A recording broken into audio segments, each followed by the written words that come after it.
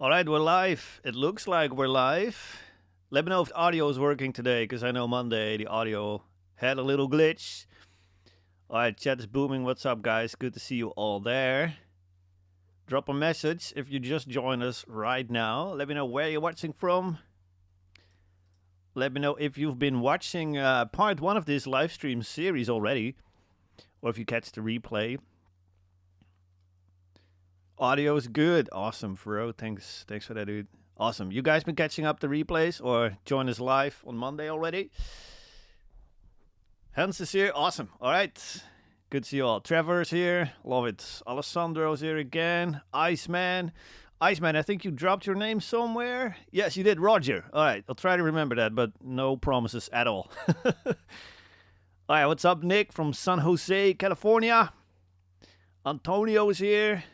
All right, man. Good to see some PPS guys here. Bob's here. Philadelphia, sick.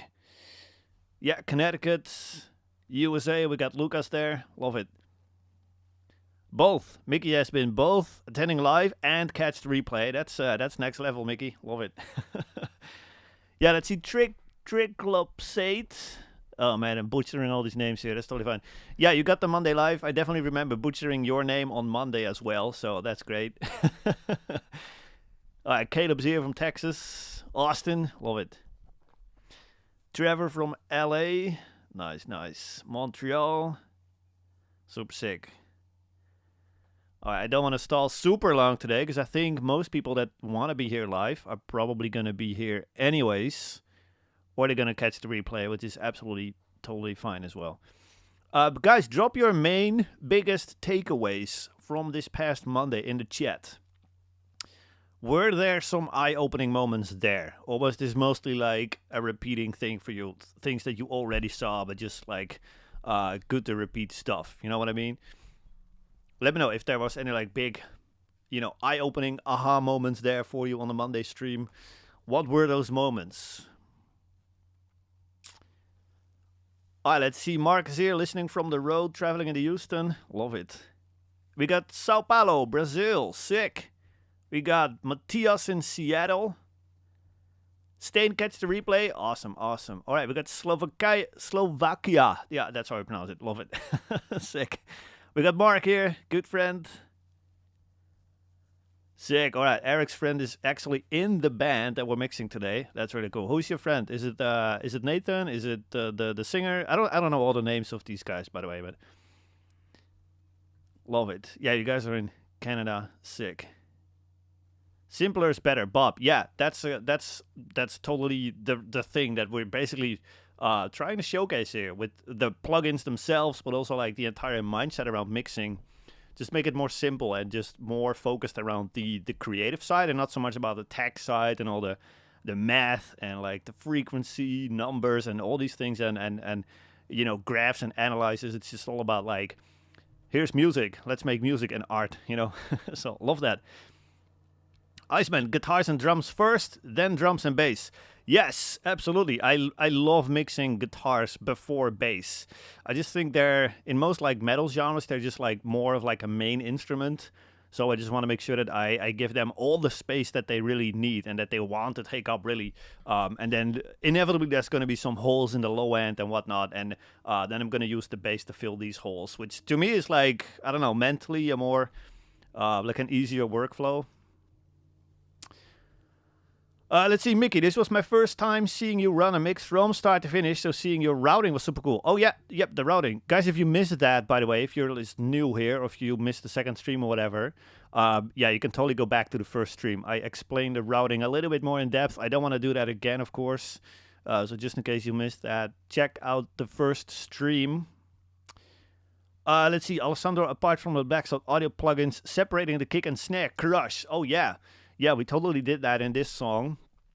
Yeah, hopefully you guys know that that's not like a common thing. It's just a thing that I sometimes do when there's a ton of kick and snare happening and the compressors is not really reacting to it in the way that I kind of want it to. And so then I like to have these separated out.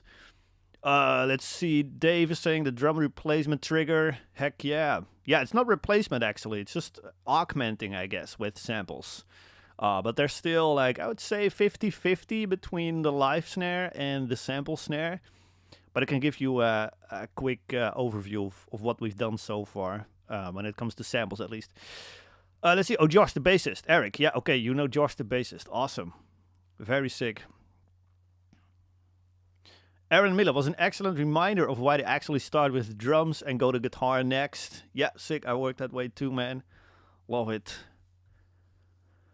All right, Iceman, you're jumping into questions right away. Compressor before EQ, EQ before compressor. It really depends on the source. When it comes to vocals, I really like to compress first, so that you kind of have a smooth out level, I guess, and then you EQ that smooth out level so that the EQ is also smooth out, and then you compress it again to give it more character.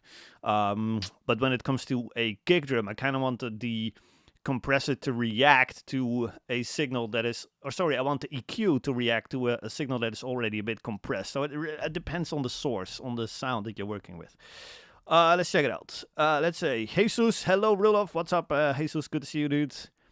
Caleb is saying, the snare gate expanded trick on room mics, really good. Yeah, I think that is actually a quite commonly known nollie technique. Feel free to correct me in the chat if I'm wrong about that, but as far as I know, that's like a nollie trick. He's been sharing and doing that for like a lot, and a lot of his mixes. Love it. Alright, I'm curious to see your effect sense for instruments too, since you never showed that. That's because I don't have them. That's why. Yeah, I just put on the delays and reverbs and whatnot on the tracks themselves mostly. But there's not a ton of lead guitars or whatever in this song anyway, so I don't think that this song will have a lot of opportunity to show that.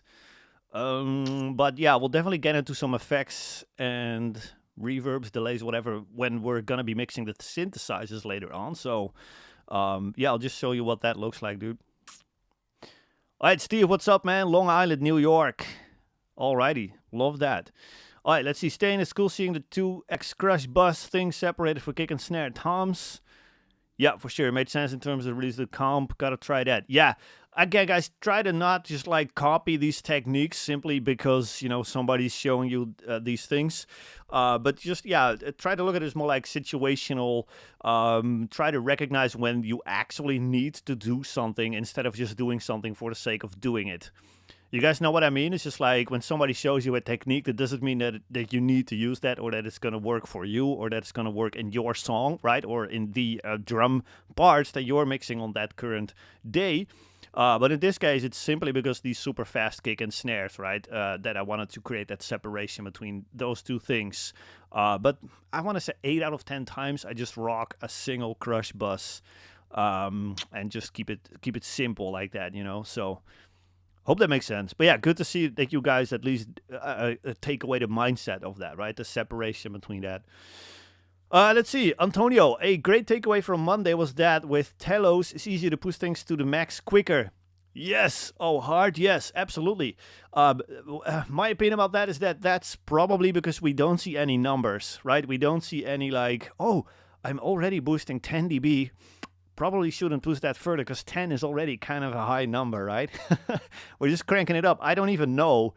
Like, I honestly don't even know how much dB we're you know, gaining up. If it's maxed out, is that 12? Is that 24? I have absolutely no idea, and I really don't care. It's just like I want to crank it up until it sounds good. Use the ears, and not the numbers or the whatever. Even the frequencies, right? Not even the frequencies are that important. It's just like I want that mid range.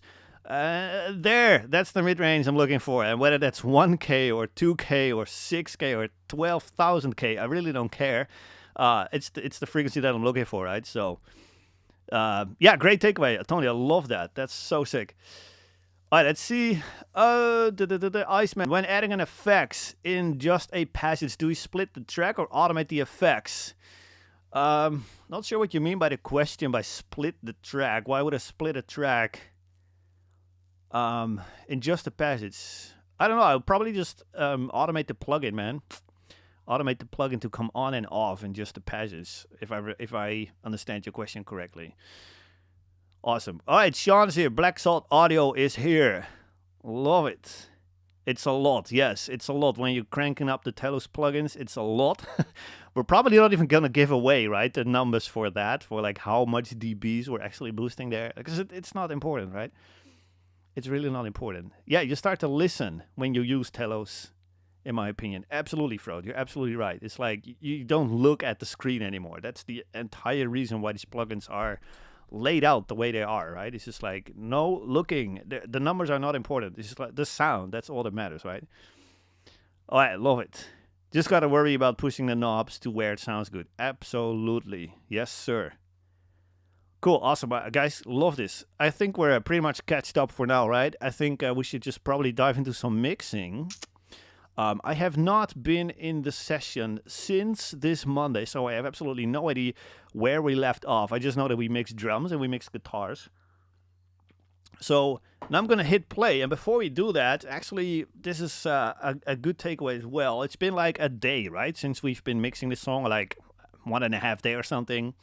And so now when I'm going to hit play now, it's going to be super fresh for me again, right? Because I don't really remember where we left off or what it sounds like or anything. And so the first 10 seconds that I'm going to be listening to this again for the first time after a full day is going to be eye-opening for me as a mix engineer, right? It's going to be like, oh, it's actually way too much, I don't know, right? Or way too little, whatever, bass, or I don't know, right? I have no idea.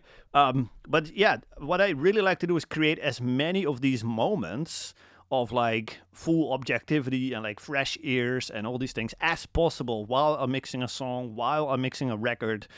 So it's very rare where I will actually mix a song in one single sitting, in one single session. I usually take a break or like a day in between or something, try to get some objectivity back and try to win some perspective back, I guess, right? And then just use that to my advantage as much as possible. So let's, without further ado, let's hit play, see what it sounds like, and see if anything comes to mind here that I want to change immediately, or if we're in a good spot. We'll see. Let's check it out. And by the way, drop a message in the chat if the Pro Tools audio is working as well. So quick test here. Let's check it.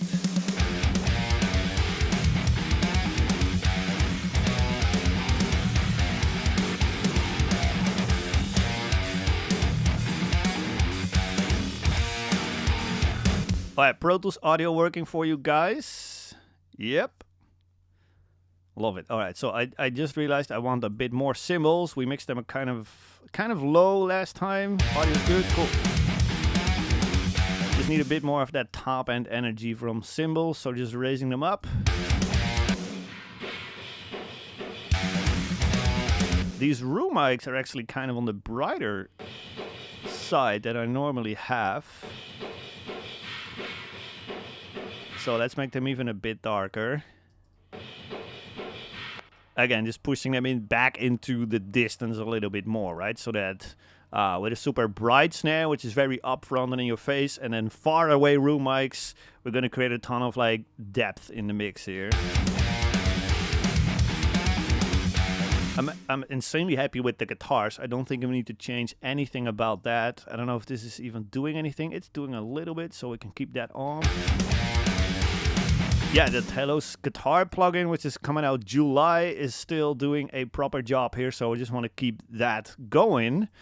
We have not mixed in the other two layers of guitars here. We got another, what is this? Rhythm guitar. Yes, and then we have some filter guitars here, so we'll probably bring in those two guitars first. Alright, that's pretty cool sounding. And then we're gonna move on to bass and synths, like I said. So let's see what this is sounding like with the actual rhythm guitars together. Okay, they're very loud. They don't need to be that loud. There's one kind of harsh frequency in there.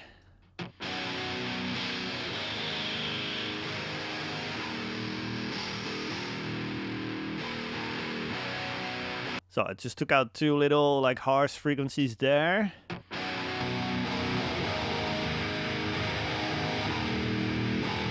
Gonna keep them low in the mix because they're really just kind of meant to kind of beef things up a little bit, but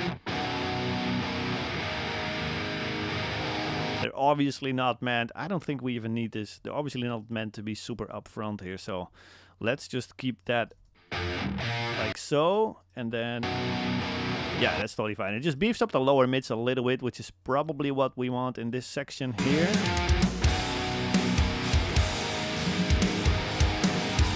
They can be a little brighter maybe, so let's just make them a little brighter.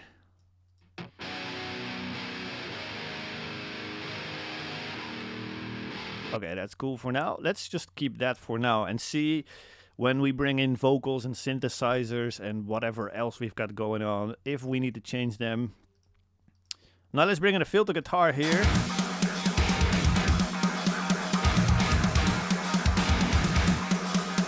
Okay, I don't think we need to process them a lot here. They're already kind of a vibe here. Okay, the fade in is a little much, so I'll just gain that down a little bit like this. Just the easiest.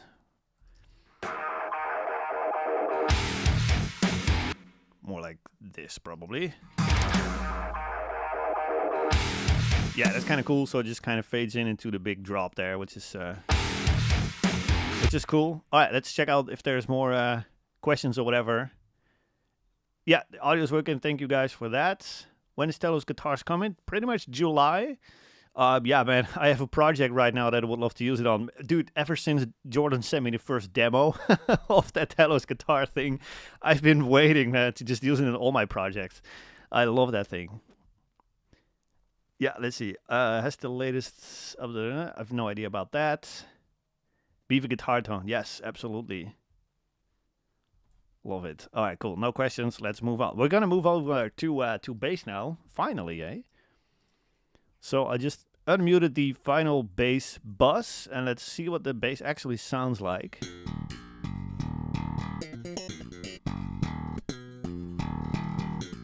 All right, very cool. It's just a DI, of course.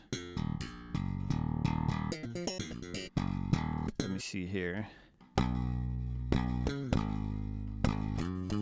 So what I'm noticing is that the guitar tuning is quite low, but the bass guitar is actually playing quite high up the neck, right? So I'm not sure what that's going to mean for our low end. The other thing I'm noticing is that the bass parts and the playing is very, very dynamic with a lot of like spiky sounds to it. So I just want to control that a little bit before we throw it into the amp sim.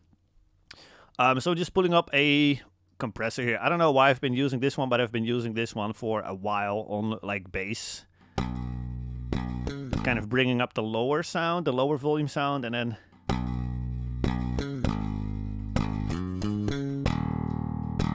but it still kind of keeps the original kind of transient sound in there, if that makes sense, right? It's still very much attacky, but the sustain is just dramatically came up in volume now. So we're gonna feed a somewhat more stable, consistent signal into the amp sim now. And my amp sim of choice for bass has always been Parallax. And I've actually been betrayed by Neural. No, I'm kidding. But ever since they dropped the Parallax X update, some of the presets have drastically changed. And one of my favorites is Spasm. I've been using that on like a million songs because it's just so, I don't know, it sounds amazing. But then in the Parallax X update, it sounds completely different. So I'm not happy with that. So I'll probably just have to recreate this preset again using the old Parallax plugin. But yeah, let's see how close we can get this. Because the original Spasm preset was way cleaner. This is way more distorted already. Not that I hate distortion on bass, not at all, but it's just like, it was not the right amount. And it's like, when you've been using a preset or a sound for like a lot of time and a lot of different, you know, songs, then you kind of get used to it. And then when something changes, it just throws you off, you know. I don't think this is MIDI bass, although it sounds like it for sure. Or it's just well played and well edited, which I think is more likely that ours would do that. Yeah, so I'm not sure. I can't tell you for sure if it's MIDI or not. It definitely sounds as consistent as MIDI, right? So that could be a compliment to Josh, apparently, the bass player.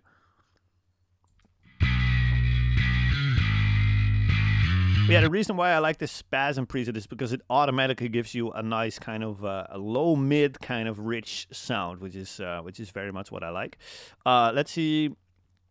Then I just start with some low control. Just I know that Parallax is already compressing the low end in the plugin, and it looks like it's on 100%.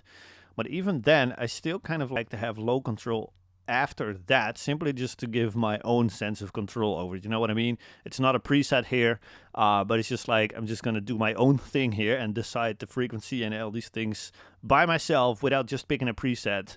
And it just mentally gives me the sense of having control over the low end, right? I hope that makes any sense at all. And if you feel like I'm crazy, that's totally cool. But I'm just compressing the low end on its own. I like to go high, fairly high on the frequency. Kind of compress not only the sub low end, but also that lower mid range. And it just gives me the fader, right, for the amount of low end. Let's just put that in the mix here.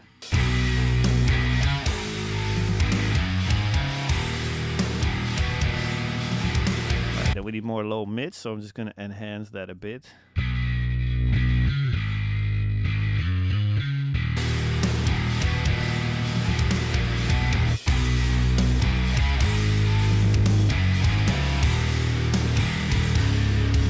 Not sure what I like just yet.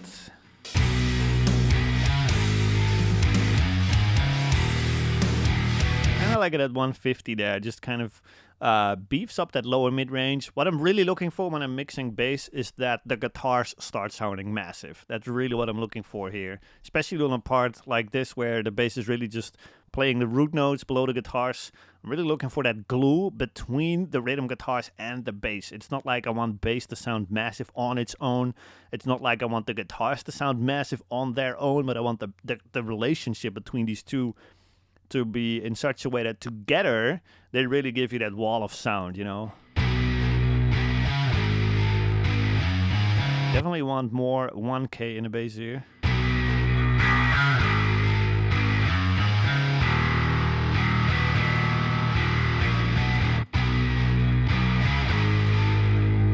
Kinda like that, and then we'll just have escalator,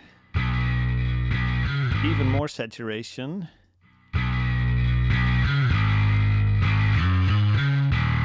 Just makes it sound as if there's two bass guitars or something.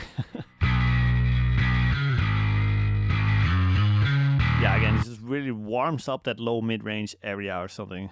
Yeah, very cool. Another kind of, this is one of my more controversial things that I do, is oxygen on bass, which is not what this plugin was designed for originally, but I love this bite setting on bass, and I'll just crank it up a ton so you can hear what it's doing here.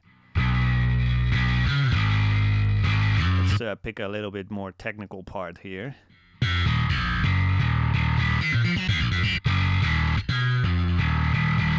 That to me feels like cheating. It's just like, how much do you want your bass guitar to cut through the mix here? And just like, done.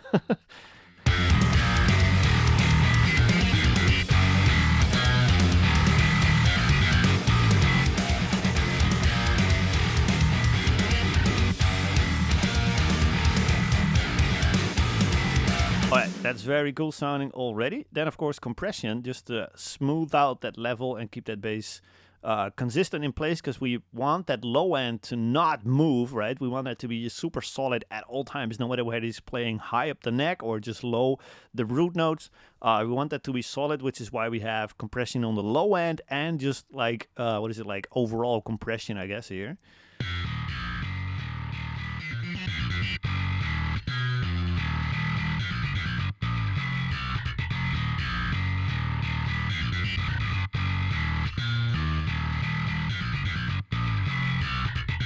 Just kind of smooths out that performance even a bit more. Let's catch up on the chat here real quick. Let's see. Lucas saying, remind me again, little plate on the room drum bus that it's to bring out more ambience in the room tracks. Yes, sir, absolutely. Yeah, just rewatch the replay of the first one, man, if you need a reminder. All good. Do you find that distortion on bass can easily become too much?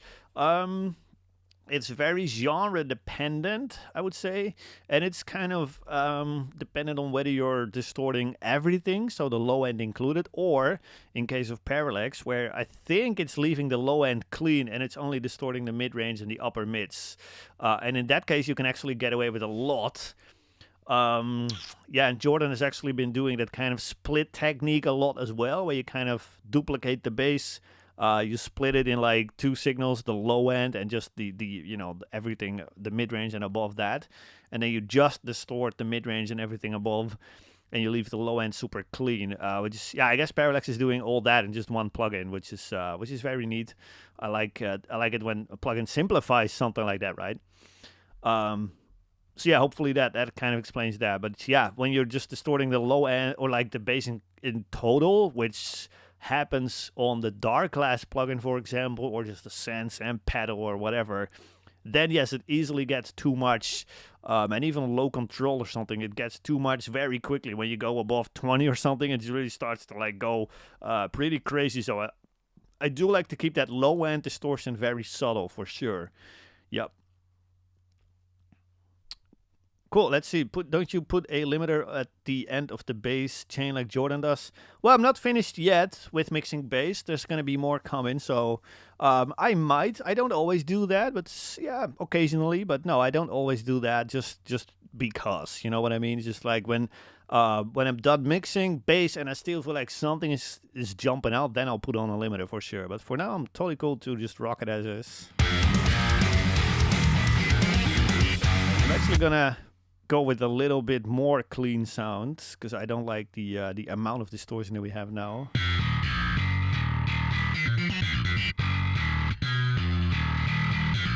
Yeah, it's actually that mid drive that was driving me crazy here. I really prefer that somewhat cleaner sound here.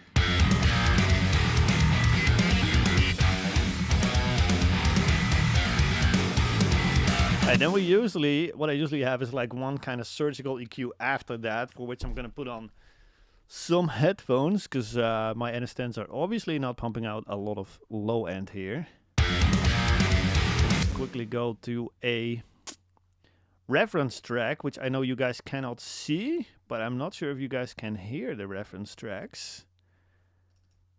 Do you guys get the audio for that?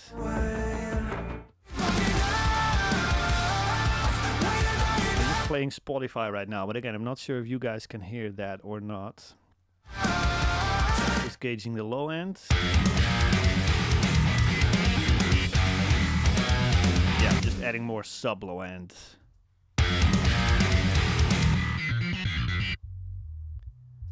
lot of root node information there. Oh, you get the audio? Awesome, that's great. So yeah, what I noticed here with the Severny mix is that the low end is just even bigger, right? So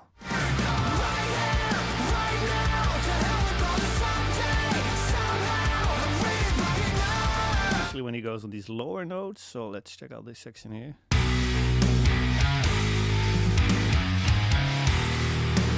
Yeah, and we can even have more sub low end on kick as well.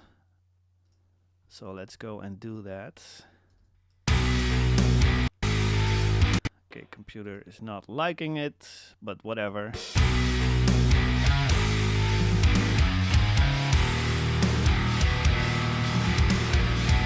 So more 50, I guess, on kick. Let's see what's happening here.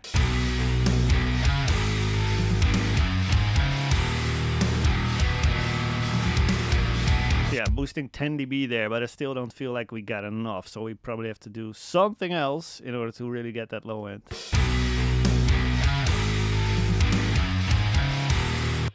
Another frequency that I really like to either boost or cut or just like keep my eye on is that 160 hertz kind of thing, which is really, again, that glue between rhythm guitars and bass guitar is really going to come from this.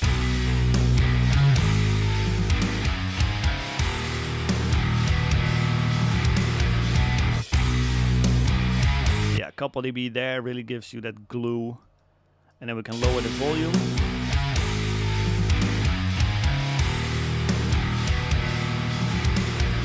Let's reference again real quick.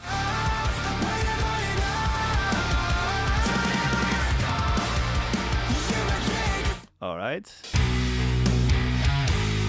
Okay, we're kind of close for now. I'm kind of happy with that. Let's just roll with that for now.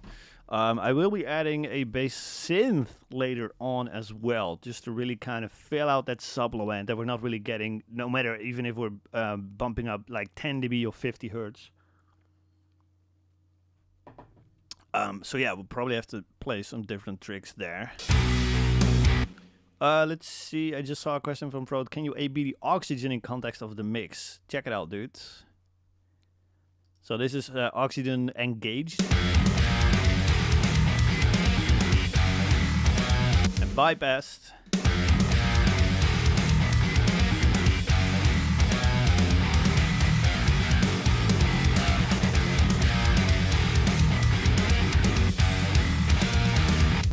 Alright, and now we're back on NS10s, and now I immediately hear that this is already too much over here. Yeah, I'll probably get rid of that completely.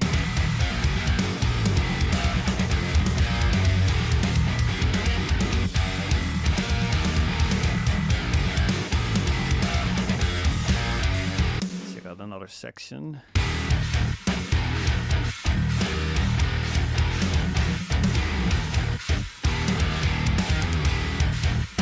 Okay, for now I'm kind of happy with that. Let's see.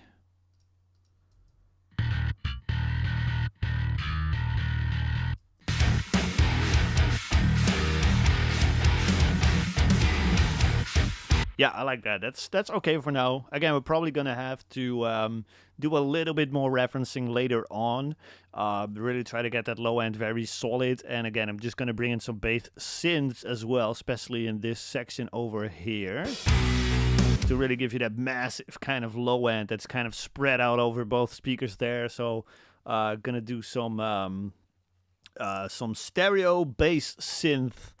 So that's probably going to happen in a little bit. But for now, I kind of want to move on quickly, because I kind of want to have the balance of all the instruments as quickly as possible, and then bring in some vocals so that we have all the context that we need to really make decisions about where we actually have to push things and where we actually have pushed things too far already. But right now, we don't have enough information yet, right, to make all of those decisions. So let's see, Frode, what happened to 90? 90 is at kick drum. Yeah, 90 is my go-to kick drum frequency. And for bass, it's like sub low end plus that 160. That's really what I'm looking for. Yep. Let's see. Alessandro, I like using the pull tag, boosting at 100 for that purpose, low end and low mid-range on bass. Yep, totally, man. Mickey, do you cut any 150 out of bass? Well, usually I'm boosting it actually by a lot. Just again to really get that glue between the bass and the rhythm guitars. So, but this bass already has a ton of that, so I don't even have to boost a lot here, and the relationship is already kind of solid already, right? So, we can bring this down a bit. There's still one frequency in bass that is kind of overlapping right now. But I struggle to kind of hear where that is right now.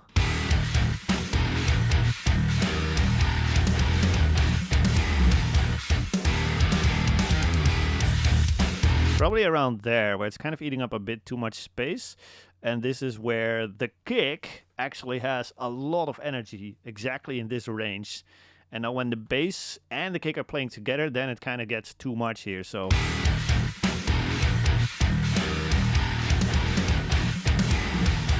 So I really kind of like that relationship a bit more. The kick kind of has its own place to kind of cut through that 80, 90 hertz, right, that we talked about with Frode as well.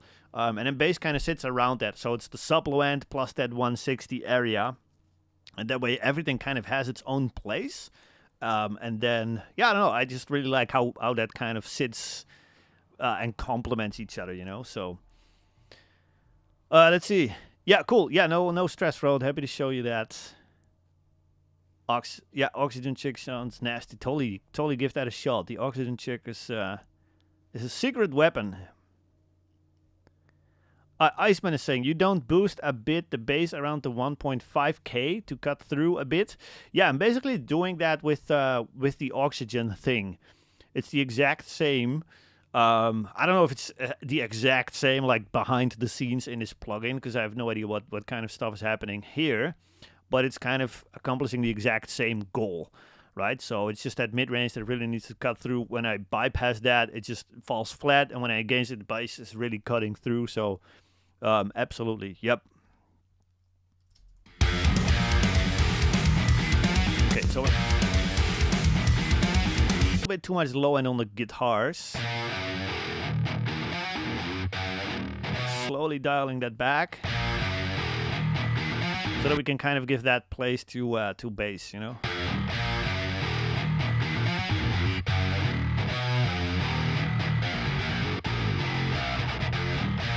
So yeah, what I just did basically was kind of take a little bit of the low mids out of the guitars and give that to the bass, which is in the center, which is kind of, I don't know, I like this relationship a little bit better. Yeah, that sounds pretty cool to me, so let's just keep that as is. Lower the guitars a little bit.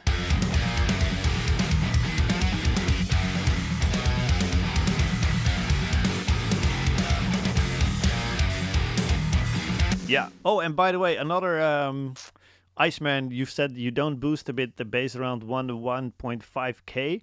Another place where I actually did that was in the Parallax plugin already, because the Spasm preset has this 1k knob all the way down here, and so I increased that to more than the center, I guess, more than 0. So I am boosting for sure, but maybe not as direct on like an EQ plugin itself, but more like in the plugins that I'm already working with, right? So I hope that makes sense. Okay, definitely want to bring in that bass synth now really quick. Probably just going to bring that in from another session, at least one of them, because that's just way faster. Alright, my computer's just freezing right now, so hopefully it's not going to be too bad. Oh, here we go. Let me see, where did I actually use that? In this one.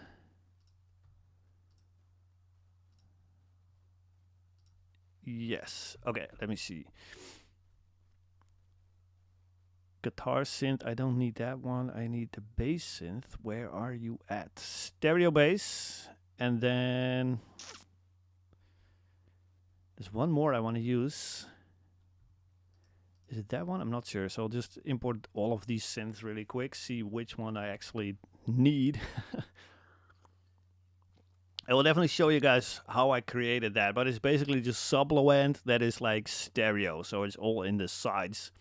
And the goal for that is just to kind of, again, give the guitars, which are also pan out to the sides, more power in that sub-low end. And this is a trick that Cervini or something is definitely using, because he has a ton of sub-low end, 50 hertz and all these things in the sides, which is obviously forbidden, right? Because people will tell you to not do that, because low end has to be centered and yada yada yada, but it actually sounds super super sick. So I've been doing that a lot, and of course when you have to distribute your music on vinyl, then of course you cannot get away with that, and you probably have to mute these sends or just bring down all the low end to mono for sure. But when you put it on Spotify and everything, it's totally cool, no stress. So it's just A&A synth here. I don't know if you guys can hear that. No, it's actually routed to a bus here, which I have not imported. So let me just quickly put it onto the pre-master here.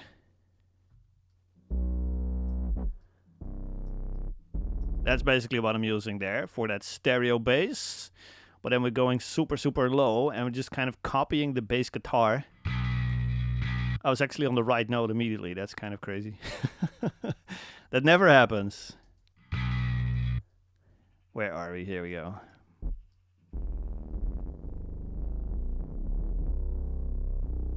B, I think it is. Yes. Okay, and then we're just going to lower the volume of it by a ton, because it's way too loud now. And I'm just drawing in the MIDI to kind of match the bass guitar. But I'm only gonna do the root note, so when the bass guitar goes up, so he's doing like do, do, do, do. Probably not gonna copy that and just keep it at the root notes, unless it's kind of easy.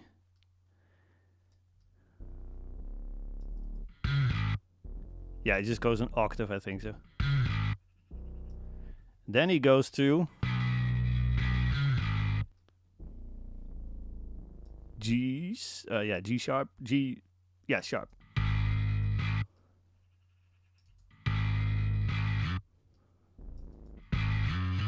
So I'm not gonna copy that little run there, I'm just gonna keep it on the root notes. And let's see, where we go now.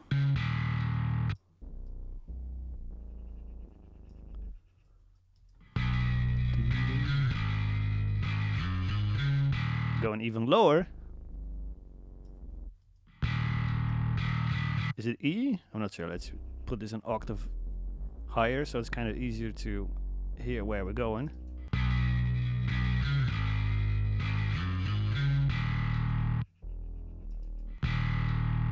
So it's D sharp actually. Probably split that up in two.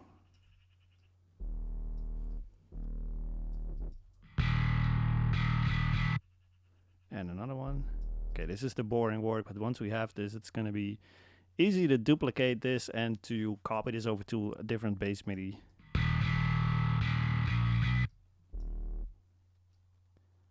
Do, do, do.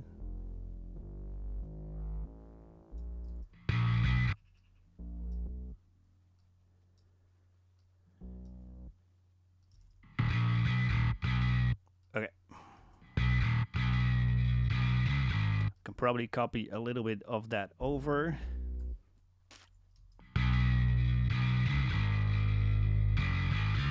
Okay, I want to kind of follow this little rondo.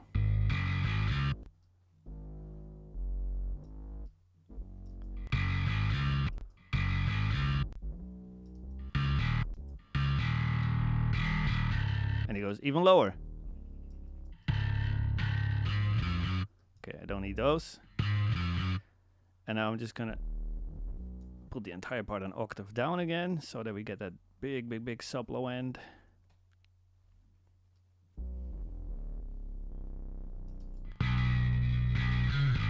So you guys already get the point, right? It's just like, yeah, I know, guys, you have the audio to MIDI feature, edit from there. To me, that is slower, and I just hate the process of it. So I'm really good to just draw in the MIDI real quick like this.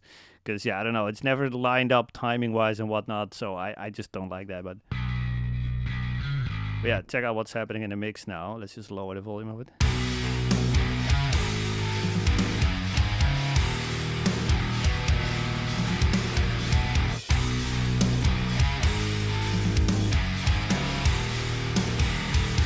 Okay, probably want another one, which is probably this one, but I'm not sure. No, that's just the guitar one. Okay, let me just... I know it's a Serum preset, so we'll just go here. And it's classic, but more, I think it is. Yep.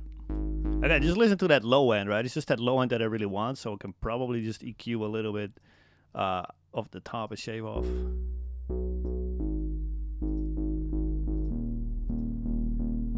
Yeah, and the more I listen to this, the more I do think that we need the octave higher of this one.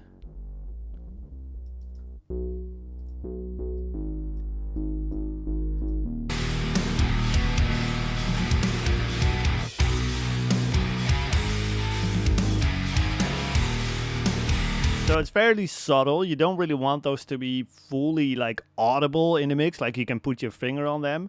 But you just want that low end to kind of just like go super wide and super massive here, like. And without. That's sick, right?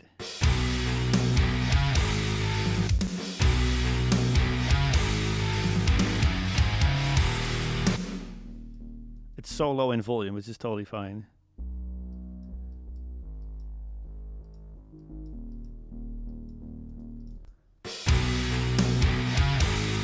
I think they repeat this section a little later in the song. Yeah, over here. So I'll just copy that over. And I think that's pretty much the only section in the song that kind of need this.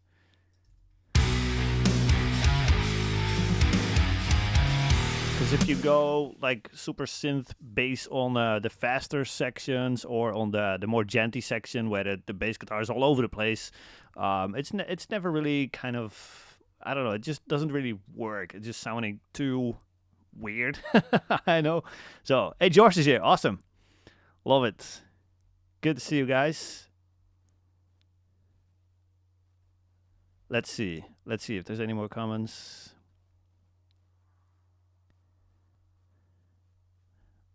Alrighty. Alright, yeah, it's cutting in and out for me. So, alright, so you guys got audio again? Love it. Heck yeah. George, I know nothing. George, actually, we were wondering if this was, there was a question earlier on in the chat, whether this was MIDI based or whether you actually just played it that tight. Love to hear some clarity about that. That would be super, super sick. Because it's obviously a great performance here. It's so good that people are wondering if it's MIDI. So that's hopefully a compliment. Super sick. Yeah, what now? The band didn't give you the MIDI. Yeah, there is no MIDI, dude. So at least hopefully Josh will tell us. Sick.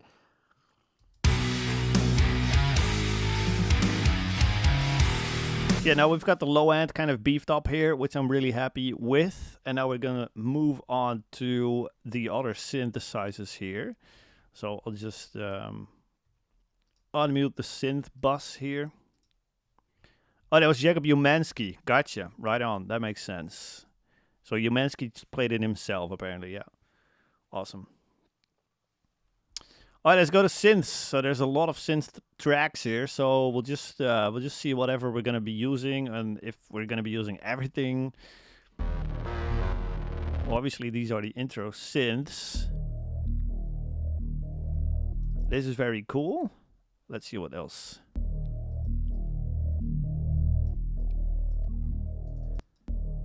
So there's an interesting sound in the mid-range here that I kind of want to emphasize here. The kind of wah, wah, wah kind of sound. So I'm just boosting up a ton of mid-range here. And a little cut here at 110, 120 to kind of clean up that low end there. All right, let's see.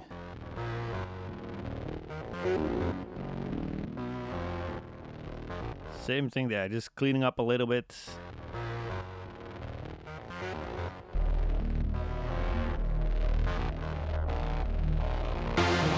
All right, then the synth gets super loud there. So we probably have to use a different EQ there, actually. So yeah, let's just automate that to come on only in that intro section there. And then when he goes loud, it's going to be different EQ here.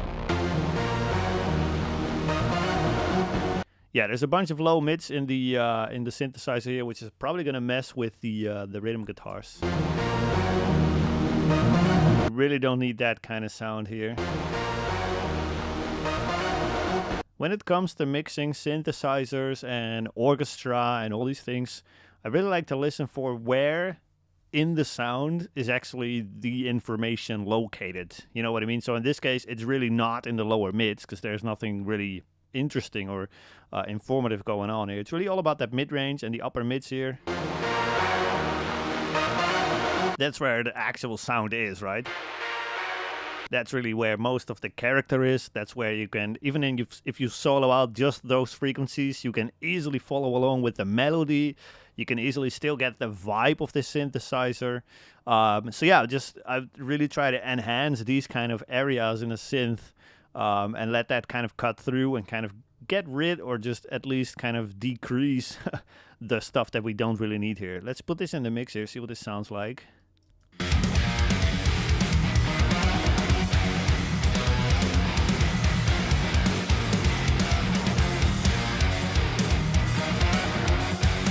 Yeah, there's even a bunch of low mids still that we don't really need.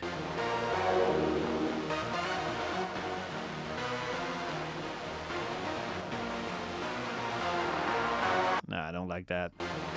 Let's just keep it like that.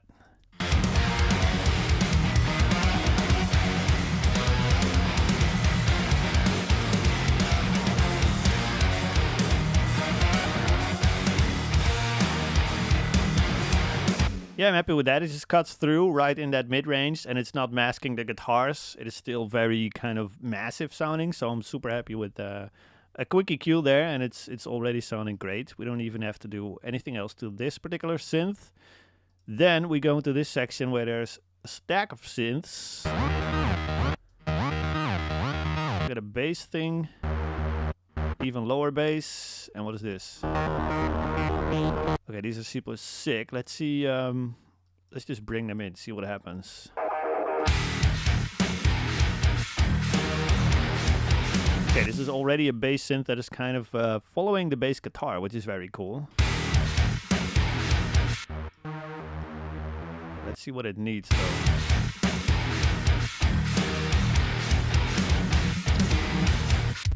It doesn't need this.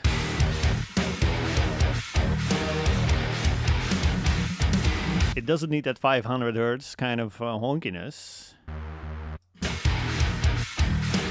Other than that, I'm just cool to keep it like that, because it's really just beefing up the low end again in the sides a bit, which is very sick. So let's keep it for now, and then let's see what this one is all about. Yeah, this is obviously a little bit higher in the frequency range, so we don't need this this low end. Because again, the interesting sound is actually here, right? That's where everything is happening. So yeah, boost that up and you're just gonna have it cut through. You're gonna get a lot of definition.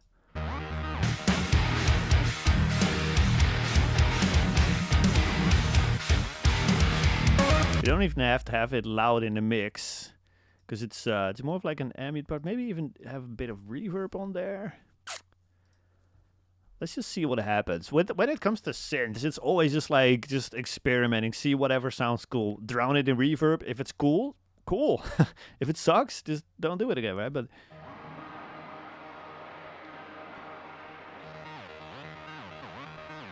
just get a little bit more ambient-y.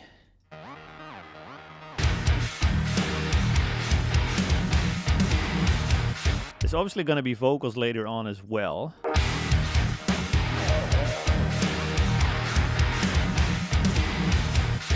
So I don't want to like fill up the entire mid-range just yet, but for now I'm totally cool to keep it kind of like that. And now with these like big stabs here. Okay, I can probably just keep them as is and just lower them a bit. Actually, I want them, oops, a little bit brighter. The stabs, that is. A little brighter. Yeah, I kind of want them to be a bit more upfront. Not that loud.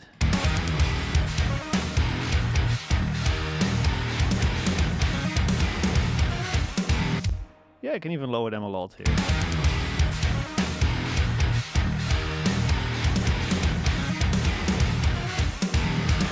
Cool, that sounds pretty good. Let's catch up on the chat real quick. Let's see, Anders is here. Good to see you, good to see you. Mickey Crease, what is that mid EQ you are boosting? I've got no idea. That's 2 minutes ago, so it could be anything. No idea. Alright, let's see. No, the synth layers, love it. Yeah, dude. Josh, did you produce those synths though, or did somebody else do that? Yeah, I can imagine it's weird to see somebody else mixing your music. That is not Jordan, and it's not Buster. Yeah, I love it. Undressing my creative mind. Yeah, I totally get it. Totally get it. I think we can all agree that the creative mind that you've got there is pretty good, man. Because these synths, they're doing a great job of kind of filling up the ambience here. They're not overstepping the guitars or the vocals that we're gonna add later. They're just there to really kind of give a vibe, man. So I love them. I love them. All right, let's check out this third synth here. Yeah, I want to make this one brighter, that's for sure. Bit of presence.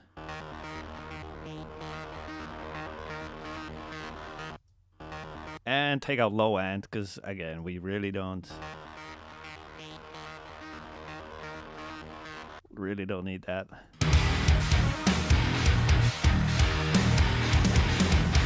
And this one is too dry sounding for me as well, so I'll just copy the reverb over.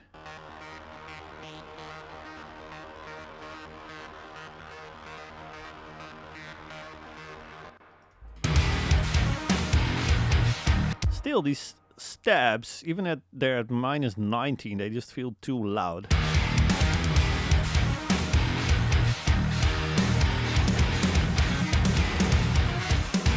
Yeah, just I don't know. I don't know why they keep loud.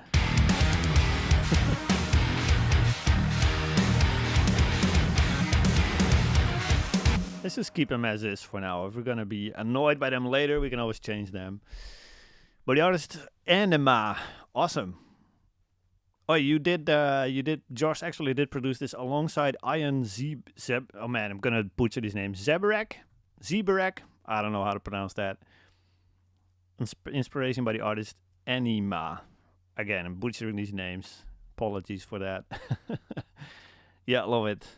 Yeah, man, a lot of fans here for the synths here. So yeah, keep it up, man. Super stoked with this. Let's check out what this big one is doing here.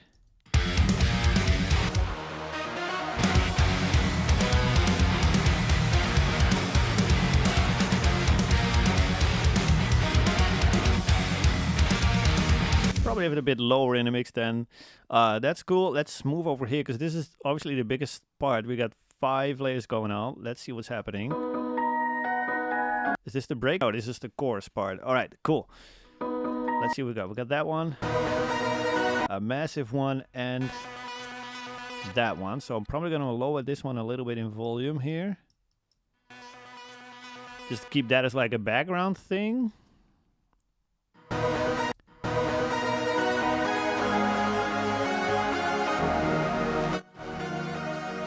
Just need to take out a bit of low end from this one. I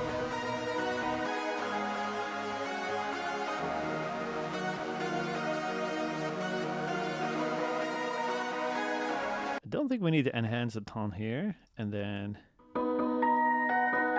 this is kind of lo-fi-ish sounding, which I really want to either keep that or exaggerate that even a bit more.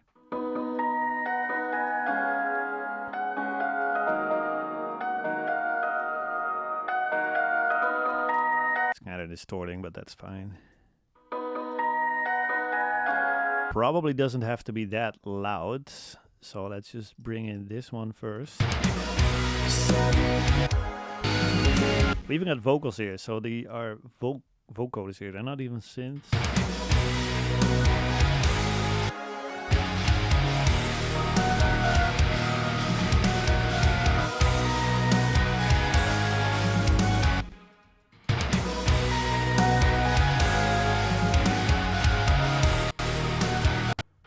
Computer's giving out on all these plugins here.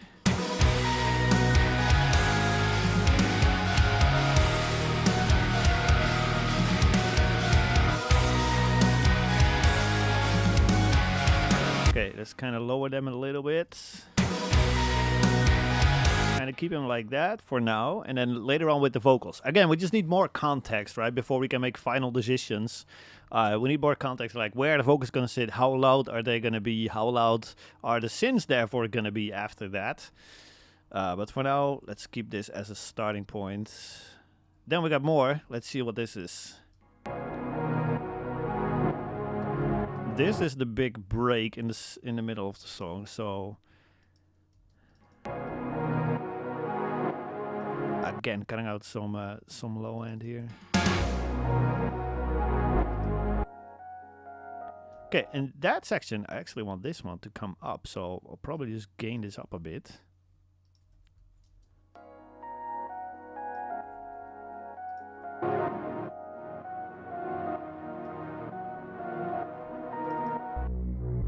Sick. Okay, cool. Let's see. That's the same as the intro here. I want an additional EQ here.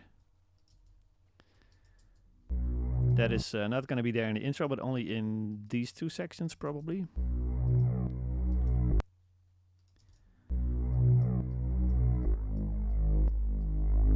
Yeah, I was going to say it's probably around 100, which I was right about. Really don't want that kind of woolly, kind of boomy kind of low end here. I just want that sub low end, and then the rest is gonna come from these other guys up here.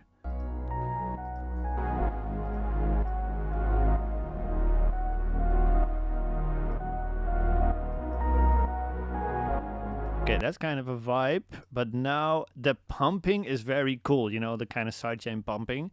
But to me, I would say it's a little bit too much.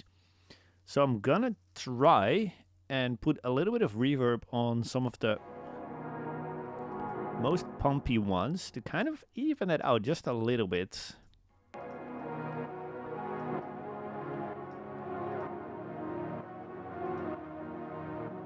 Yeah, I love that. That kind of smooths it out a bit, but it's not compression, it's cleaner than that.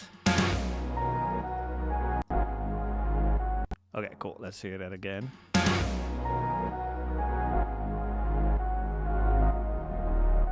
I can live with that. That's really cool. Let's see what else we got here. Yeah, then it gets a little harsh.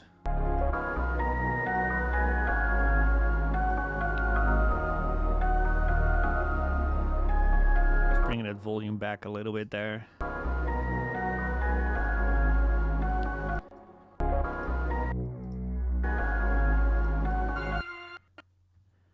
Okay, we've got the vocoder here.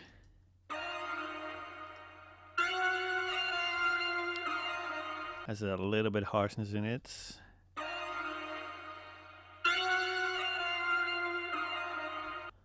Kind of like it when the vocoder kind of matches the lo-fi vibe a bit more. Let's try that.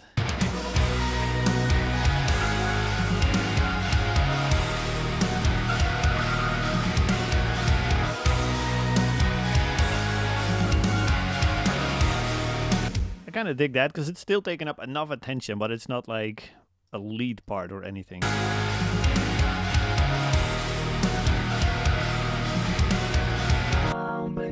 This is very cool. 7 days in my... That's going to be very cool what this lead vocal is. So I'm probably going to keep this one muted until we have the vocals in. Because yeah, right now I have no idea what to do with it yet, right? Because we need more context for sure before we can actually decide on what's going to happen there. Okay, now just some quick levels.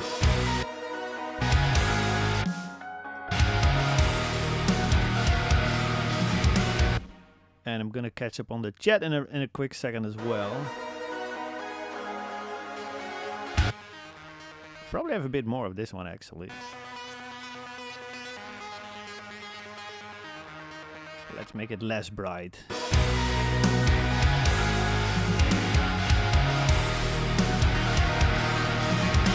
No, this one actually does make it a bit messy, right? When I crank it up here, it just gets very busy, right? And I really want the focus to be on this little melody here.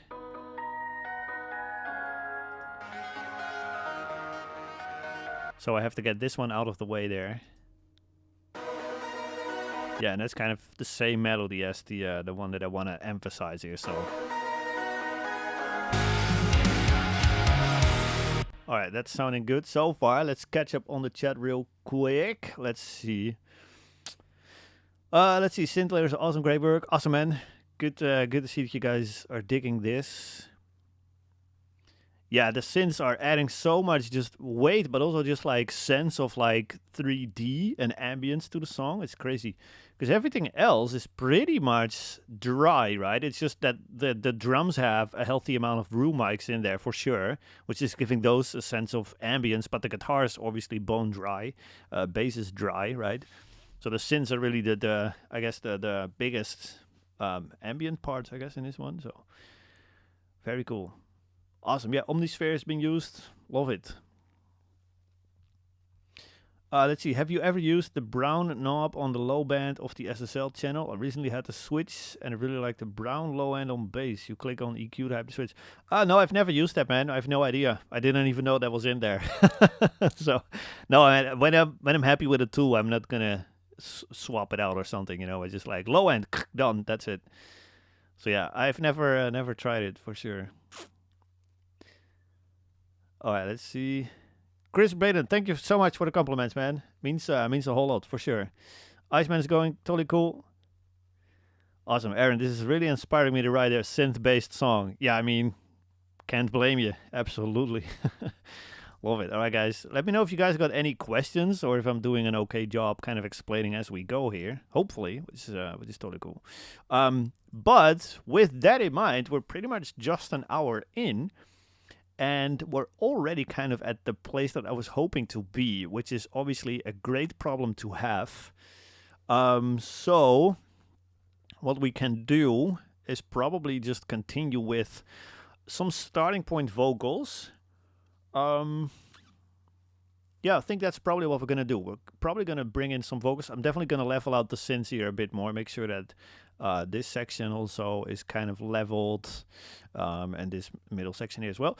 Then after that, we're just probably going to drop in some vocals here, and then, only then, we finally have all the context that we need to really start making kind of like more final decisions about the volume balance. And we're going to do a crap ton of automation on drums and whatnot as well. So yeah, I think that's going to be the plan for today, which is, again, going faster and smoother than I was expecting, which is, again, great problem to have. Let's see what's happening here when it comes to synth.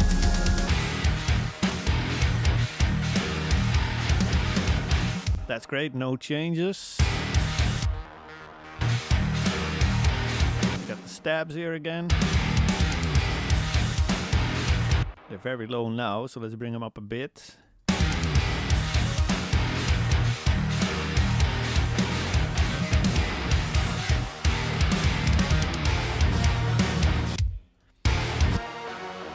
Then this one is a little too overpowering for some reason. Or it's probably the combination between these two, because the first time that this synth part comes around, it's only just this one. But then the second time it's complemented by this one. So probably can bring this one down a fair bit.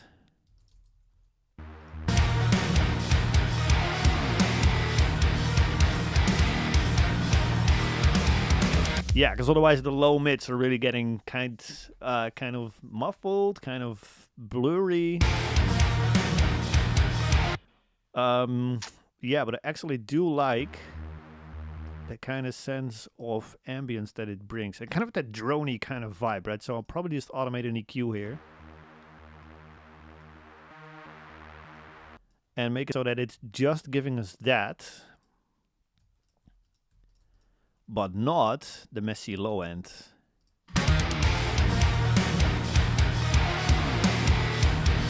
That's better. I do like that. Okay, and then the finale here.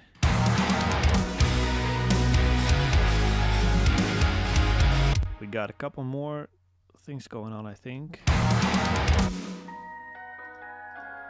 This one is lower than the previous one, so let's bring it to the same volume just by eye.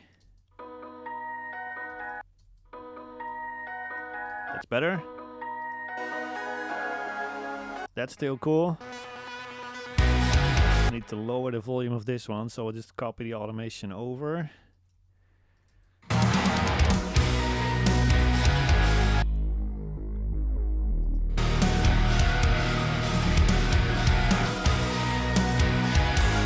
Yeah, just lowered this sub bass a little bit, because I just remember we just made our own sub basses here, right? So we have those, and we have this one. This might be a bit overkill, maybe. Let's actually check on headphones real quick whether that is too much.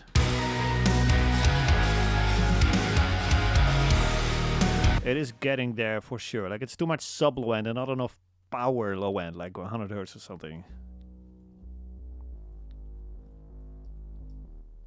We can lower this one a little bit.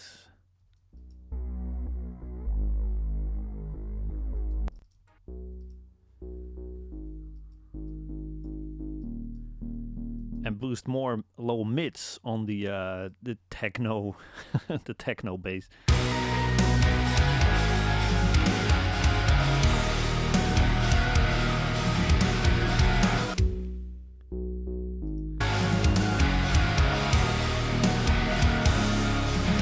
really like this.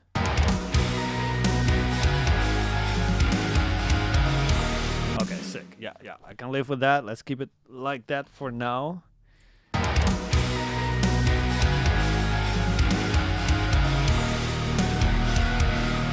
Cool. Okay, so it's sounding okay now. Again, with the context that we have now, I think this is as far as we can push the instrumental volume balance. So now it's time to bring in some vocals here. No, actually, this is the point where I bring in my mix bus compression. So let's just dial, and any mix bus processing that I have going on here. So for mix bus compressor, I've also been using this the Proceed 2, and it's the Hard Rock Punch Glue preset. I've been using it for many years, and I just really like how it's literally just doing what the title is suggesting. It's just giving us glue here.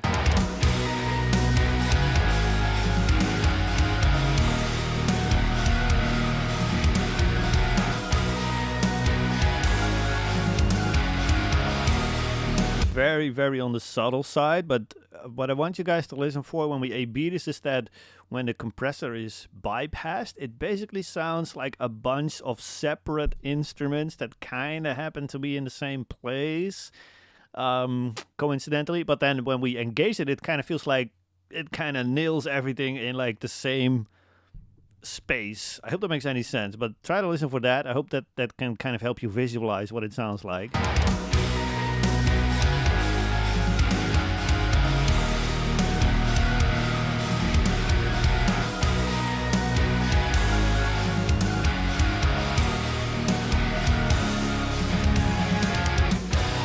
Yeah, just a little bit more working together, I guess. So that's for that. Really love this Mag EQ. I'm probably still not pronouncing that correctly, but I gave up trying. So it's just Mag for me now. I love that 20K high shelf here.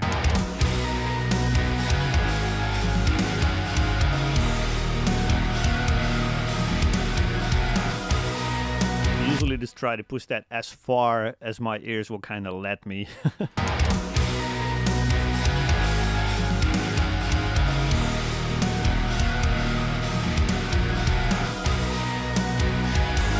Say that's pretty much the sweet spot in this case, because we've already been boosting a crap ton of top end on individual tracks, and this is usually just a subtle kind of finisher upper, you know what I mean? Just like there's all the top end that you need, boom, done, that's it. That's one thing. The other thing here is another step of multiband compression that I really like, and I'm going to use headphones for again. It is compressing the sub low end and the low mids on the instrumental bus a little bit separately. Let's see here. So I'm just listening to the sub band in solo here. So as you can see, it's mostly reacting to the kick drum, which is exactly what I kind of want. I want that kick drum to stay... what is the word? Consistent there. So anytime the kick drum hits, I want that yellow line to go back to 0 so that it's not adding or taking away any low end from the kick. But then in between all the kick hits, it's bringing the low end up, which is something that I really like here. So.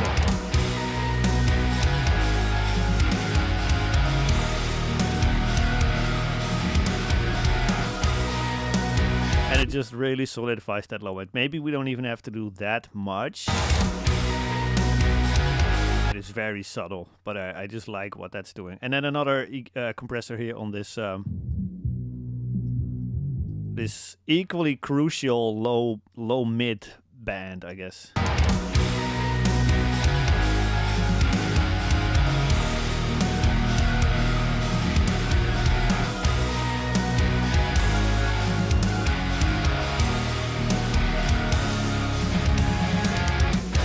So when I engage and bypass this, it's not really changing the amount of low end. It's just kind of keeping it under control and bringing it up in different parts of the song, right? Like in between kick drum hits.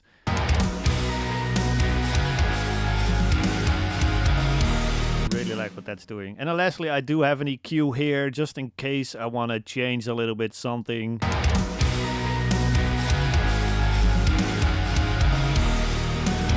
which in this case I think there's a little bit too much, 35. I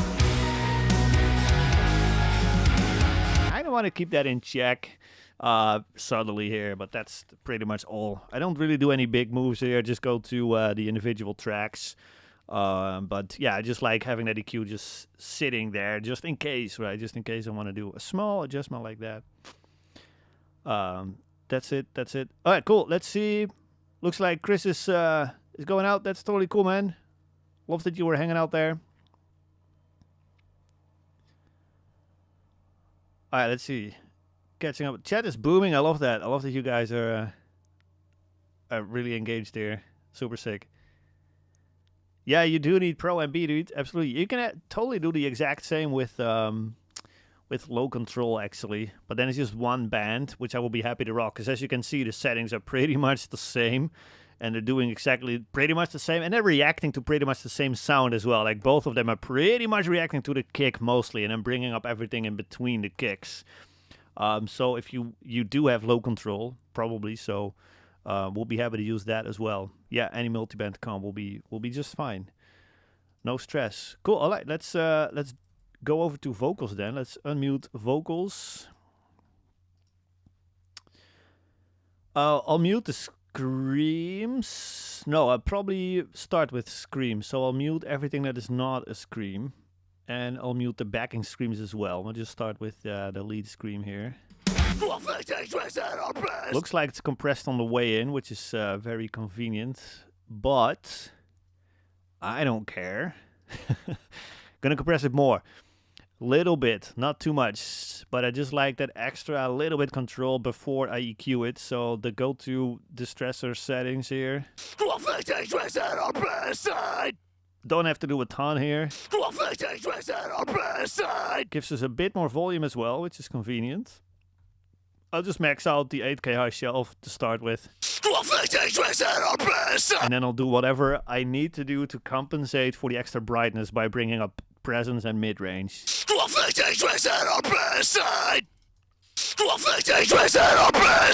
Pretty much like that.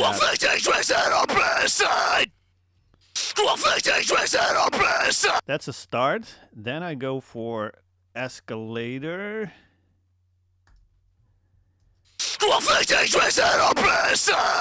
And lower the volume a bit.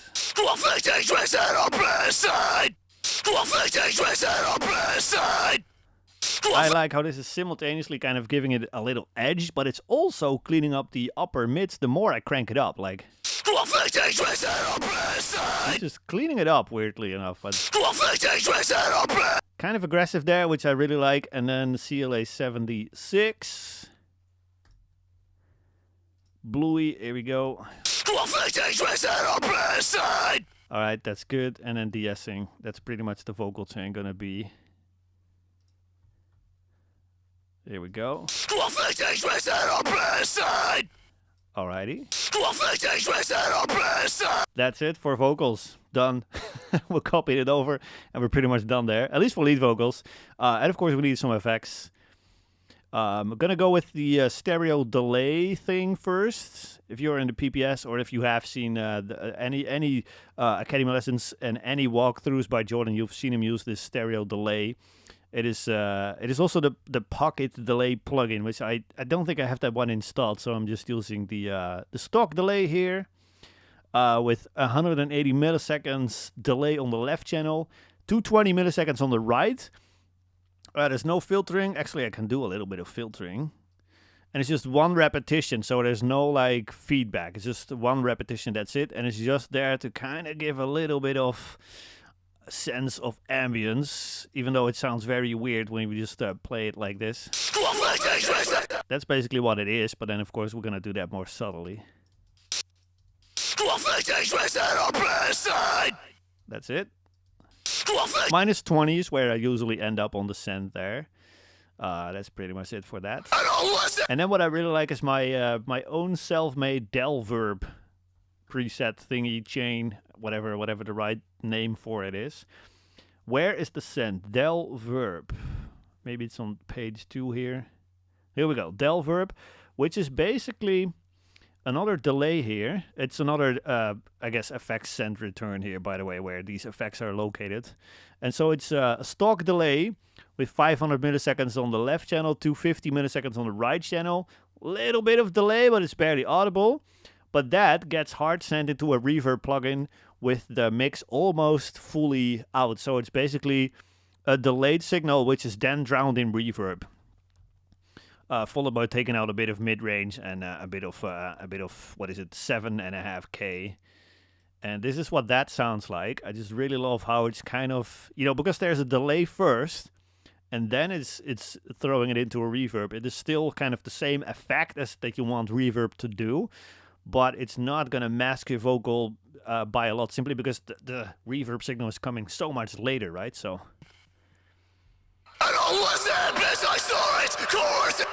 That's basically what it sounds like.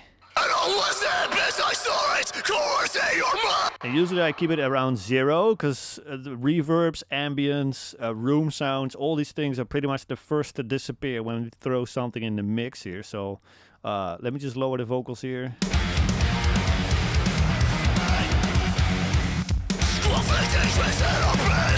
Yeah, we don't need that much reverb for sure, so let's just dry it up a bit.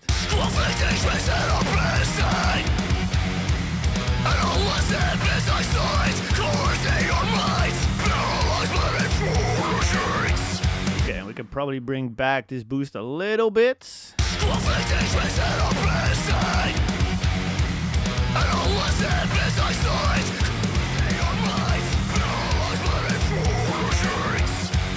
Okay, and I want another boost probably here in the mids. So, no, I'm going to do another EQ, but then I'll do that on this lead vocal bus. Because I'm missing a bit of body. I like the aggressiveness in the top end, so I don't want to get rid of more top end. But I do feel like we kind of missed that kind of chest voice a little bit, right? So we kind of have to force that back into there.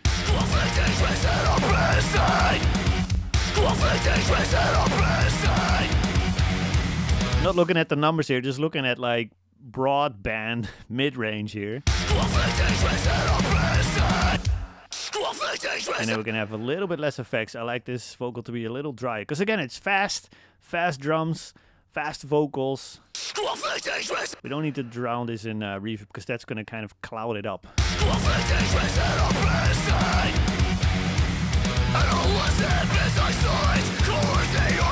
Alright, let's copy that over to the second channel. That should be okay. And we're gonna copy this exact chain over to the backing vocals as well, and then just tweak it from there. Ah, that's not what I wanted to do. Here we go. Because I think these are just stereo backing vocals here on this channel. Now, the main difference between mixing lead vocals and backing vocals is that for lead vocals, I want them as upfront and in your face as they can be. So that means I'm boosting a ton of top end, right? Because of the reasons that that we discussed Monday, right? So a lot of top end means sound source is close. A dark sound means it's far away. And so I'm going to use that again over here to kind of get the lead vocal as in my face as possible and push the backing vocals a little bit further back by being less aggressive with top end boosting here. Yeah, and I'm going to be even less aggressive with reverb here. So a little darker.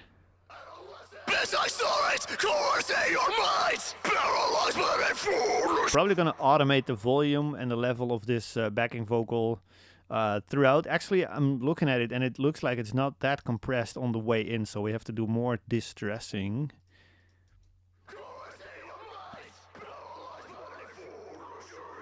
Yeah.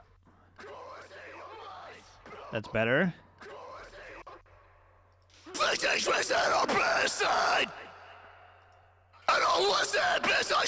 Looking for a little bit of stereo width to the vocals, but I don't want them to fully take over.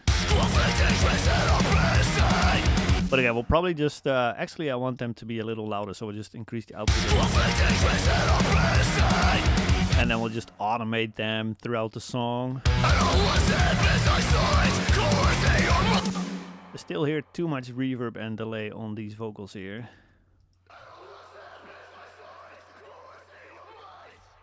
Definitely want these drier.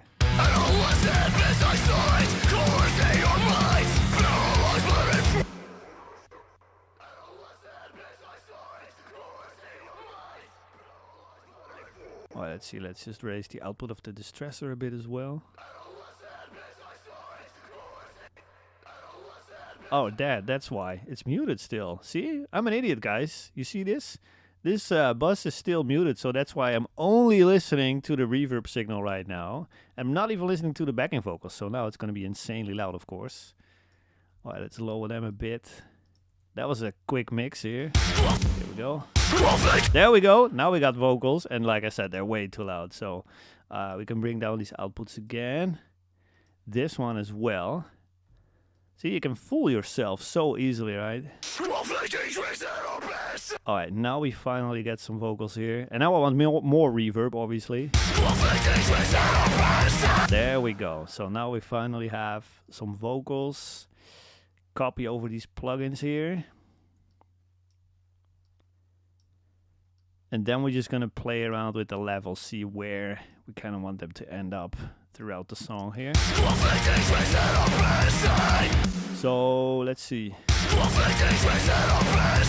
I like this higher one here. I want those more distorted. Yeah, just kind of over the top. I like that. And then I want to make room for those by lowering these lower ones a bit there.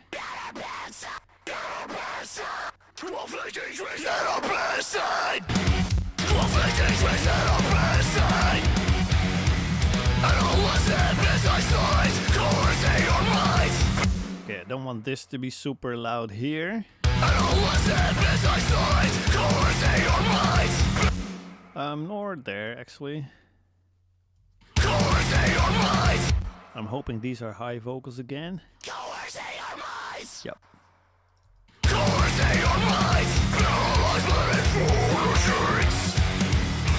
Actually, another different thing I do when it comes to backing vocals is more de-essing.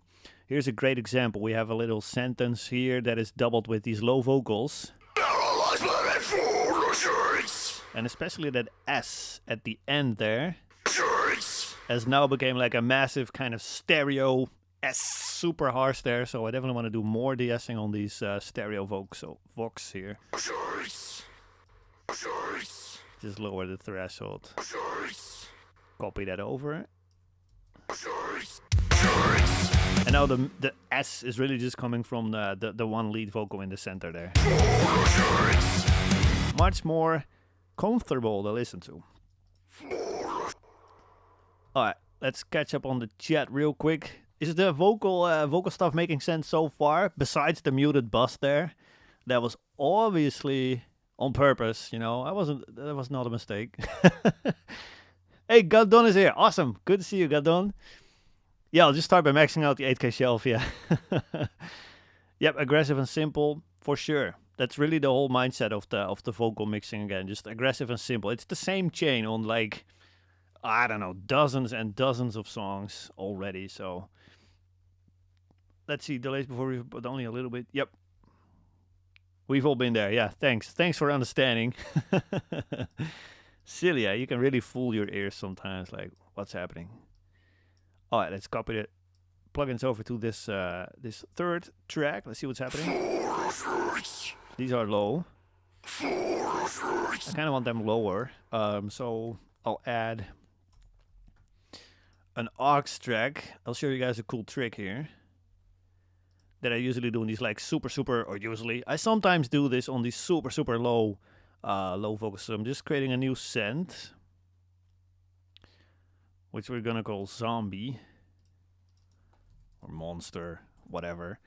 I'm just gonna put a pitch shifter on there, and I'm gonna lower it by a couple semi-notes or something.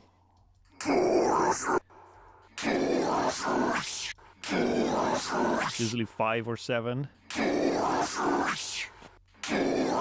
Gives you massive zombie vocals. You can even distort those a little extra if you want to.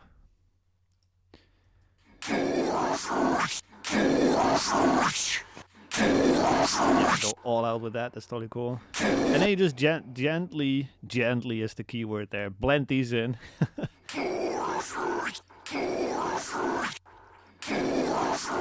That's pretty much what I want to do there. Already a bit much, right? So we're just gonna lower that a bit. Yeah, I don't want those to take over, and I don't want those to take up a ton of attention there, but just I want them to be there to kind of fill out the low mids a bit.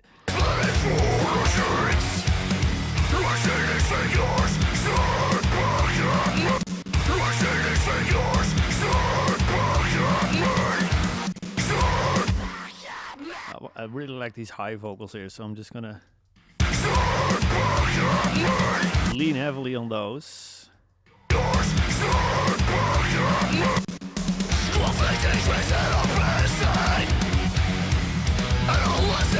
All stereo vocals need to come down just a bit, because what I really like is that you can kind of feel that there's something happening and that there's more than one vocalist, but you can't really put your finger on it. That to me is sweet spot material, but right now when I just hit play, I could easily add as stereo vocals. You don't want that. The only ones I do want to come up is those higher ones.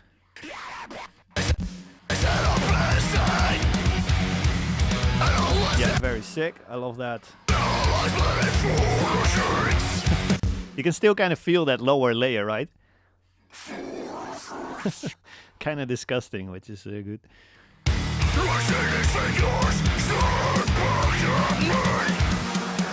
All right, and of course we have to do this for the entire vocal arrangement. But first, I'm gonna bring in the clean vocals. Oh, I don't even need to be here. And I'm gonna copy the exact same chain as the lead vocals for Screams, just to kind of get started with. And then we'll tweak from there, because I know the plugins are the same and the settings are pretty much the same, sometimes just different amounts, you know. So we'll just bypass and just get the distressor going, because this looks less compressed on the way in, so I'll just compress these a bit more with the distressor. 7 days in my even more. 7 days in my bed. Alright, that sounds good compression wise. And then let's bring on all the rest here. Wake me up. Can't feel my body. Maybe a little less escalated, but other than that, we can literally use the exact same chain here. Wake me up. I love it when people like to things make like to make things more complicated than they need to be, right? When they're like, oh, this is like such clean vocals. There's no way you can use the exact same chain as you did on these heavy screams there. You just copy it over. It's like, wow. Sounds great. It's always the exact same chain on pretty much all the vocals that I'm mixing here. It's just distressor, maxed out 8K there, escalator, CLA 76, and a bunch of de-essing, and then some effects. That's it. We can probably have more reverb on this one though. Wake me up. Can't feel my body from the deep. I can't. Yeah, but maybe let's see. The left channel feels a little bit too loud or something. I don't know why, but it's wake me up. It's kind of pulling it to the left. Oh, there we go. The synth is panned out to the left. That makes a lot of sense. Wake me up. Yeah, now it's more centered. That's good. Wake me up. Can't feel my body from the deep. I can't shake it off. I'm paralyzed. Wake me from this sleep. Okay, for now that's okay to rock with that. We do have to automate the drums big time, of course, because now we know, right? Now we have vocals in, and now we're kind of like, the snare suddenly became super annoying, so that gives us clues as to what we have to automate later on.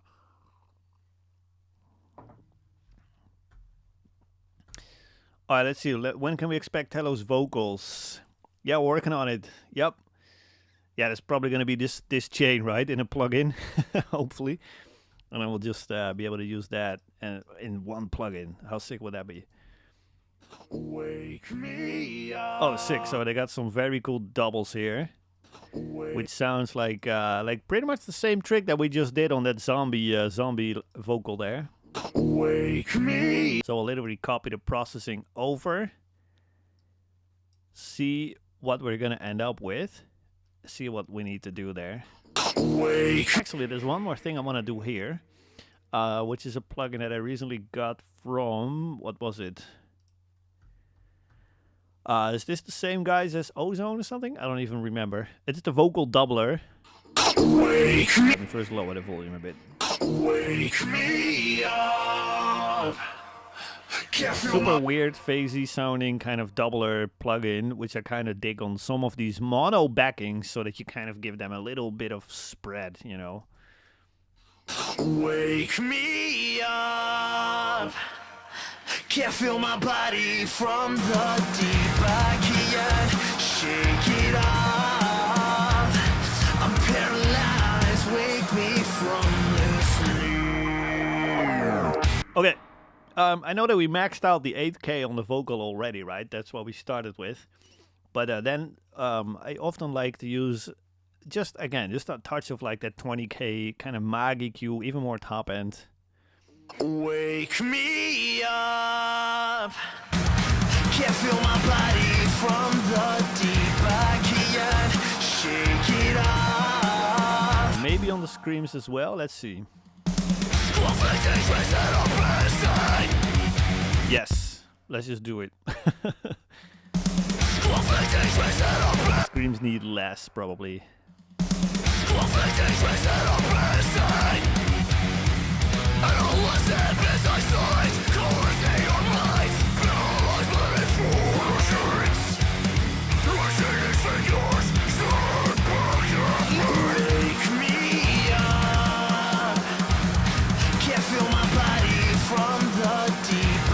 I love what that weird effect thing is doing here. But it is giving me just a little bit too much low end, so let's just get rid of a bit of that. Wake me up. Can't feel my body from the deep. I can't shake it off. That is very cool. Alright, let's check out this section then. Stuck beneath. It's higher vocals. I'll just copy the exact same chain over. Probably gonna be just fine. Stuck. A heavy smoke cast by the deep. Oh, of course it's fine. Okay, then the doubles here. Stuck beneath. Probably gonna, again, just copy over the double vocal plugin chain. Escalator. CLA. De-essing, so the heavier de-essing as well. And the del verb. Stuck beneath. Okay, and what I'm also gonna do is get rid of this breathing sound beforehand. Stuck beneath. For the same reason as I just was getting, for the same reason as why I'm doing more de-essing, right? I don't like breathing sounds in the stereo vocals or like loud S and T sounds. So I'll just get rid of a bit of those. There's more breathing here in the screams, actually. Stuck beneath. Stuck beneath. A heavy smoke cast by the deep. A little bit less escalator on these stereo vocals. A heavy smoke cast by the deities. Cannot breathe under these conditions for us to say.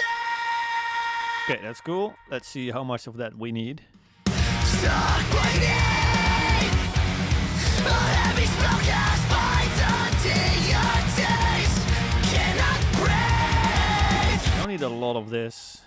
Stuck beneath. Only one vocal here. Deities. Oopsie, computer running out again here. Breathe. Breathe. Okay. Breathe. Under these conditions for us to say. Okay, and then of course we have to do a lot of leveling here as well. When it comes to the vocals, because then I really like the balance here between the clean vocal and the screams in this section. Maybe a little bit less of the scream.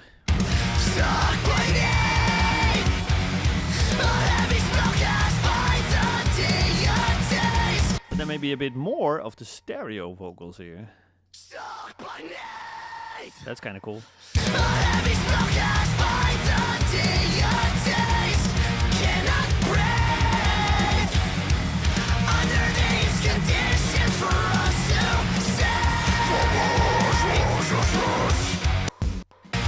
Yeah, and then when the scream vocals come in, it just sounds a little bit too much or something. I don't know. I immediately know why, because it's just a lot. Yeah, these stereo voxes need to come down a bit here.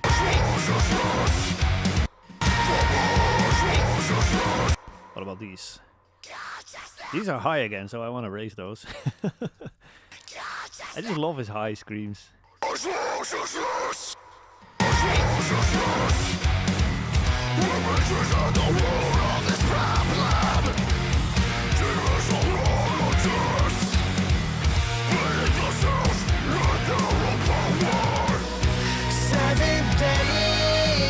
Okay, we got more vocals here. Let's see what's happening. 7 days. We got a harmony. 7 days. Literally gonna copy over the chain, of course. Vocal doubler. No, we don't need the doubler actually. 7. See, again, these breathing sounds are really distracting, so let's get rid of that. We'll just start at 7 days. 7 days. 7 days. Yeah, a little bit of S sound, that's totally cool. 7 days in my bed, gripping the ground beneath. Since they're so high, we don't need a ton of them, and they're still gonna cut through here. 7 days in my bed. There's even more here. 7 days. Okay, the raspier, so let's just copy the chain, but actually have more escalator on this to kind of get more raspy out of this. 7 days. More like that. That was very loud though, apologies. 7 days in my bed, gripping the ground beneath my feet for the first time. And in this second part, I really want more of that higher harmony. Gripping the ground beneath my feet for the first time. And we can probably have a bunch more reverb on these. 7 days in my bed, gripping the ground beneath my feet for the first time. Very cool so far. Let's see. Now the other thing I noticed here is that we can also bring in this vocoder finally. 7 days in my. And we probably now have context around what we actually need to do with it. 7 days in my bed. We need to compress it so it's more consistent. 7 days in my bed. And I want reverb on that thing. 7 days in my bed. That sounds very sick. 7 days in my bed. And I want to kind of emphasize it. 7 days in my. But there's also some harsh frequencies there. 7 days. That one. 7 days. De-essing. We need de-essing. 7 days in my bed, gripping the ground. 7 days in my bed, gripping the ground beneath my feet for the first time. I kind of want more of that vocoder thing, simply because it's so cool. Gripping the ground beneath my feet for the. But I don't want that vocoder to kind of mess up the lower mids in the other vocals here. Gripping the ground beneath, gripping the ground beneath my feet. More 1K then. Gripping the ground beneath my feet for the first time. Yeah, that's kind of sick. I do like that. I think that's a great great place to kind of end it for today as well, because we got a lot done, more than I was anticipating. We got most of the vocals in. We got a bunch of vocal effects still that we have to do, and then of course we do have to do a lot of automation afterwards as well, especially on drums. We're gonna bring in some like impact samples as well next time. Like this stuff we still need to bring in, but I'm thinking that's probably gonna be a great session for Friday. Because right now, what we have is all the kind of context that we need around the levels, that we need around how loud the production elements are going to be in the mix, right? Because we got pretty much every single fader up, which is again that context, right? That we just need. So let's see. Let me quickly. Hey there, how you guys doing? Are you guys still with me there? Love it. All right, the chat is still very much popping. Telos Roloff, yeah, I don't know, man. We're working on it. Hopefully these live streams are pretty much the Telos Roloff that you need for now. But yeah, guys, do you got any more questions about what we have done so far today? Or is everything pretty much making sense to everybody? And even more, if you're an artist pass holder and you got the same multi-tracks, would you be able to duplicate kind of this exact same workflow, which is basically the goal here? If you can duplicate the workflow, you will duplicate the same results as well. So let me know, you guys, whether that's something you think you can do now, right? With the videos there for you. We're still here. Love it, Anders. Nice. All right, glad you guys are digging this. How much does that juice help? Oh man, it's keeping me my throat from collapsing. If I don't take a sip of juice, I'm gonna be talking like this in about 10 minutes. All right, let's see. Black Stuff, what will you do after Talos bass and vocals? Oh man, we got so much more coming. Yeah, we got some great stuff lined up, man. But we're not gonna be able to share too much details yet. Okay, cool. Yeah, great to fill in the blanks, get new ideas. Love it. All right, guys. Looks like you guys don't have a ton of questions anymore, which is great. Picked up a lot of new ideas. Awesome. All right, guys. Hit a like and a subscribe and whatever we do on the YouTubes here will be very much appreciated. And I guess I'm gonna see you guys on Friday again to wrap up on this mix. We're gonna do production stuff and we're gonna do a ton of automation. So I'm excited to dive into that and wrap up on this one. And then hopefully you guys can replicate these same results. All right, let's see. Zombie Ox is a great takeaway. Cool. Aaron's asking, if you got a source tone that was not up to snuff, would you ask for them to provide something new, better, or remake it yourself? That depends on what it is.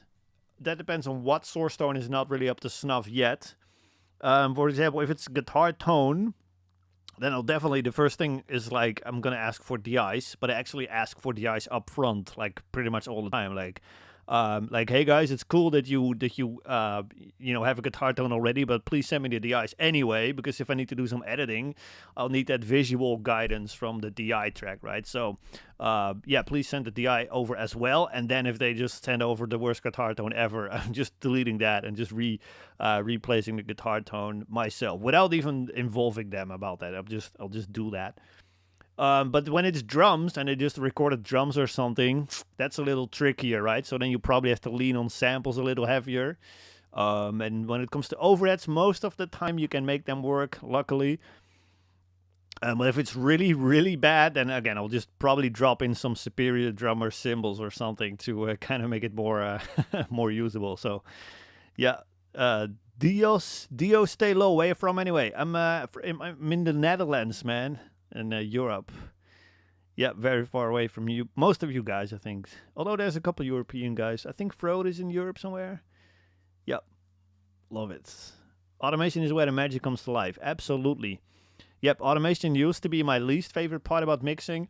Because it's like, as soon as you automate something, you cannot use the faders anymore. And da-da-da-da. And it's just so much work and all these things. But now, nowadays I realize that automation truly is where a song really starts to come to life, and all the transitions in the song are really going to start to make more sense. They're going to hit harder, and the song is really going to have a big, like, energetic flow, throughout the song from start to finish. Like the chorus should be bigger than the verse before it.